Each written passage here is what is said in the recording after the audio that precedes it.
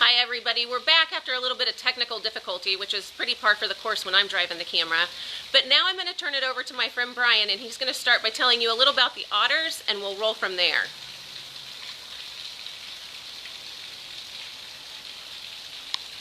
Hi, hello everybody. I'll tell you a little bit about our two North American river otters. We have Jack and Barbara.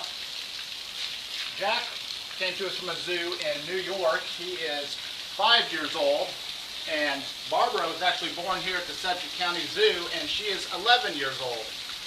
So today I thought I would talk a little bit about some green initiatives since it is Earth Day this week. And I thought I'd take the 1R of reduce and reuse.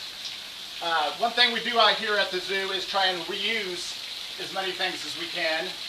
This is something you can also do at home or at work. Instead of something being discarded, maybe ending up in the landfill, is there a way you can reuse it and maybe repurpose it?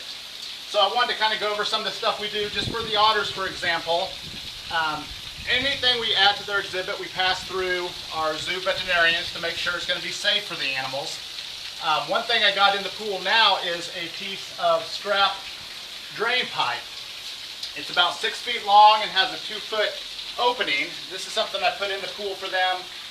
Novel object, something that they can swim through, play on.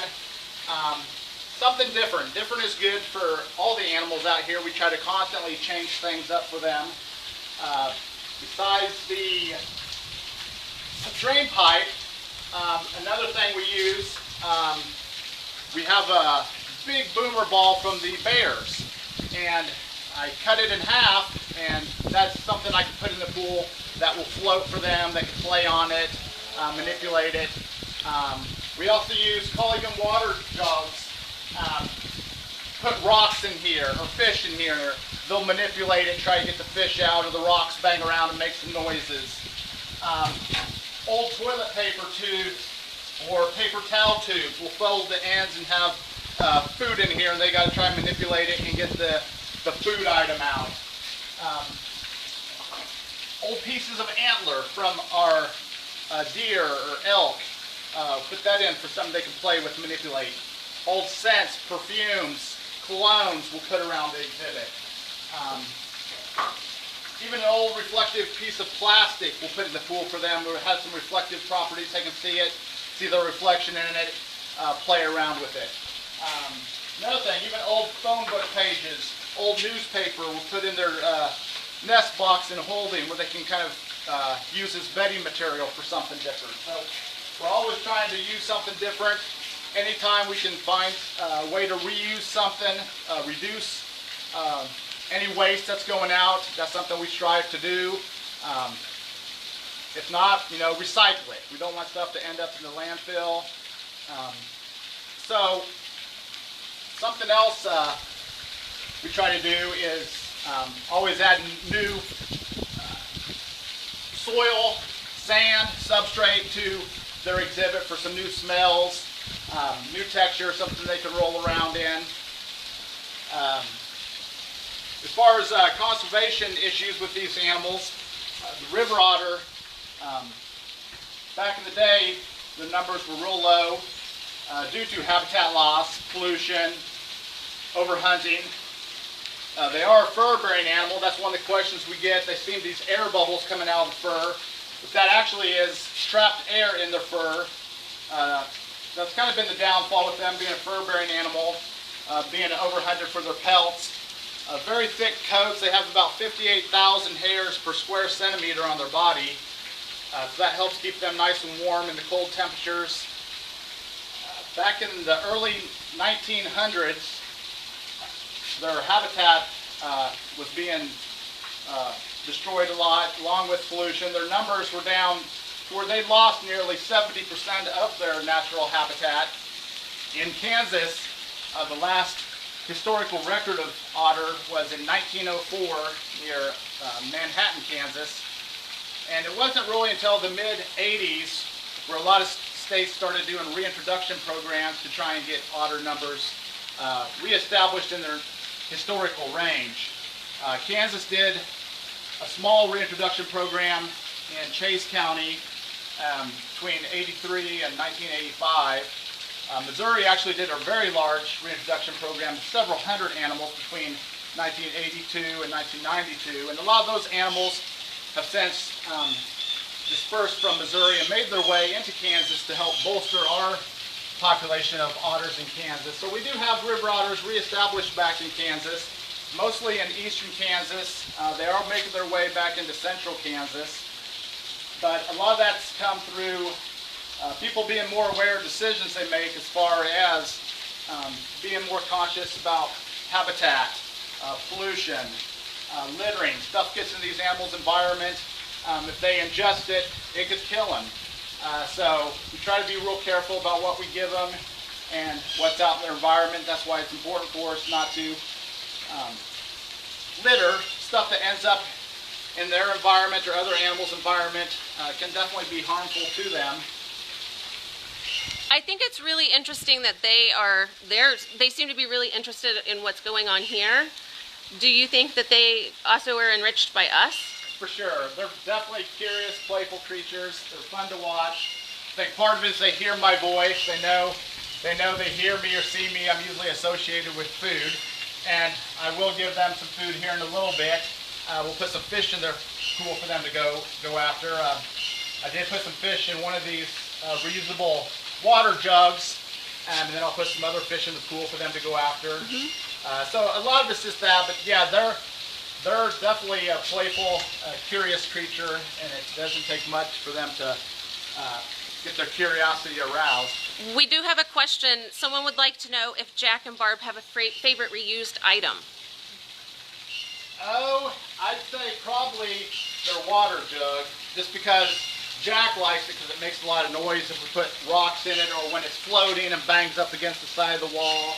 Also, we can put fish in there and them trying to manipulate it to get the fish out. And that's one of their favorite items, is getting the fish. So I'd say that's probably one of their favorites is the reusable water jug that we put in there.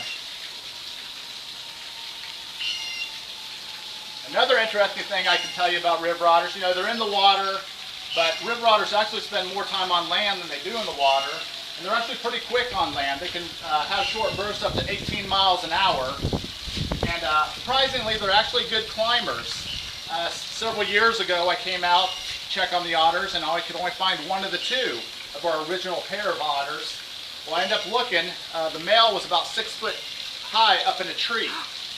So we got rid of the tree just because otters aren't great climbers, but they can climb. So he'd climb up the tree, but to get out of the tree, he would just jump out. Oh, well, So, that's not what he's designed to do. So what we did, we do have a little climbing structure out on exhibit for them now. It's a little safer and easier for them to use, and they do utilize that. And that also is enriching because that gets them up above their normal environment, and they can see outside other things besides just what they can see down here at ground level, looking out the viewing glass and seeing people, watching people go by. They can get up in that structure and see stuff on the backside of the canal, the boat rides back there. There's a lot of birds and stuff in the trees. So that gets them to be able to do something else. Do they have a favorite kind of fish?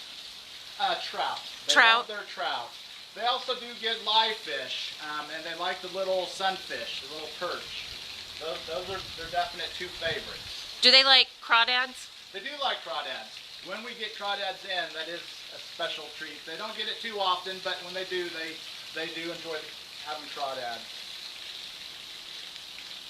I would say we do a little behavior training with these guys also.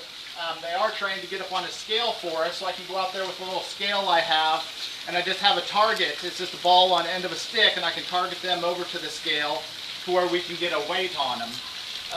Big river otters can be about 30 pounds. So Jack's about 23 pounds, and Barbara's about 18 pounds. All right, I think we're getting ready to pass the mic over to our friend Michaela, and she's going to tell you a little bit more about some green initiatives at Sedgwick County Zoo. All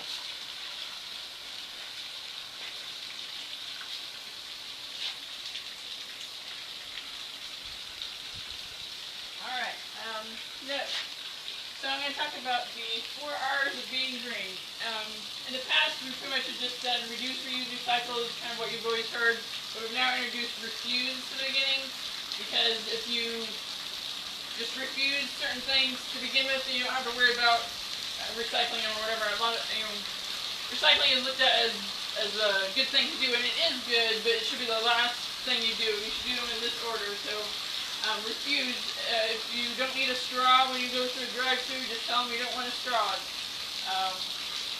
If you have your own reusable shopping bags when you go shopping, then you're not using those plastic bags.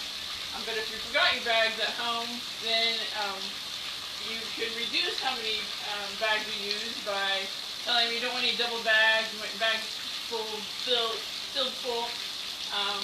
And then once you get home, you can reuse them by using it as a trash bag or use it for your lunch the next day. And then the last resort, you can recycle them back at the grocery store where you got them from. So you can use that for, everything you do. Paper. Do you need to make a copy of that paper for everyone in your class or a meeting, or you can print double-sided and you can reduce how much paper is needed. You can reuse. So one of the things we do here at our zoo, you may have noticed we switched to a new logo a while ago, and that typically generates a lot of waste as we switch over all of our uniforms and our stationery and everything.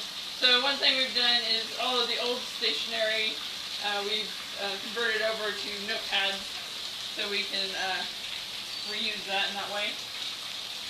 And then the last thing is recycle. So recycle should be the last ditch effort to keep that item out of the landfill. Back to reuse, one of the other things we do here at the zoo. So a lot of our animal brains come in these bags, and I don't know if you can zoom in a little bit. They're kind of made of like woven plastic, and so they're not recyclable. Almost like a tarp. Yeah, and some dog food, cat food, bird seed comes in these kind of bags too. So we were not able to recycle them, so then we came up with a way to reuse them. So I lead a group of volunteers, and we sew these into little reusable tote bags. We sell them in our gift shop.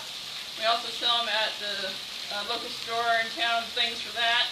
You see things there, but and even the little tags, I use the old file folders to print tags, and use the old feed sack twine for that. Well, that's great. And those are available in our gift shop, and did you say there was somewhere else, a store in town? Things for that, it's over on Ridge Road. It's like a crafting store where people sell other crafting kind of things. Uh-huh. So, Well, I think before we go, Brian was going to give the otters a little something special so we can watch them. Did you have something else you wanted to add?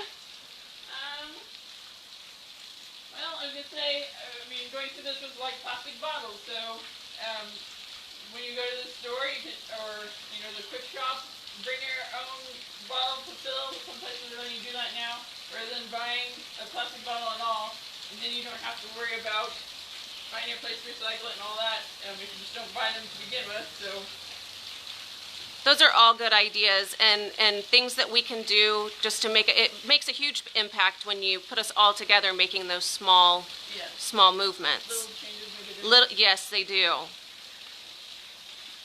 The otters are eagerly anticipating some snacks and enjoying the beautiful day that we have today.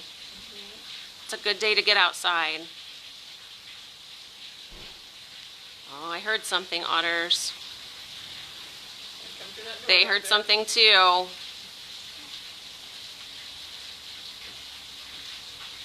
There he comes. Uh-oh.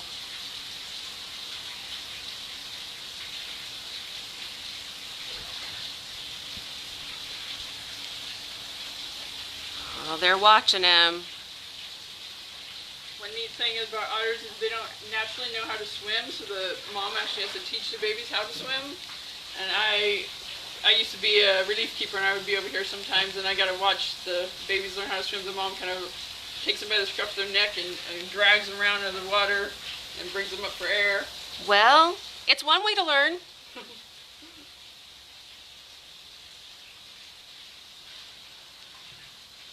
I'm sorry guys, I can't keep up with the otter. I'm trying. Oh, the otter won. And then back there in the back, it's hard to see, but back there in the back is the Culligan jug with some fish in it. And here they go.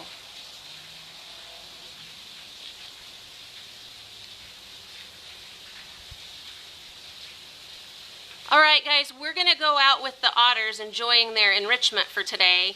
Thank you very much for joining us this afternoon. And remember, even though we're closed, we're still caring.